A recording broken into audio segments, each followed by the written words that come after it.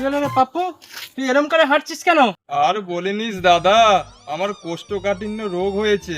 হাগতে গেলে হাগার সাথে রক্ত ঝরঝর করে বেরিয়ে যাচ্ছে।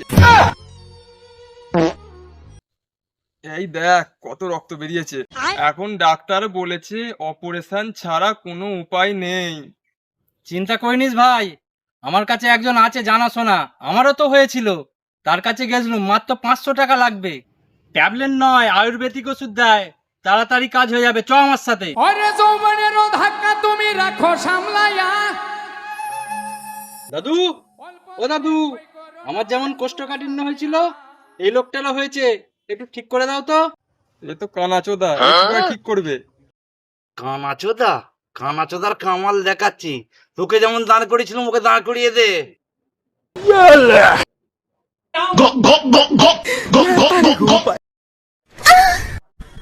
দাদু, যা রড ভরলে ঠিক হবে তো? ঠিক হবে না কি রে শালা নাতি? 34 বছরের অভিজ্ঞতা। যা ঘরে গিয়ে একটু ভেসলিন লাগিয়ে দিয়ে গে যা।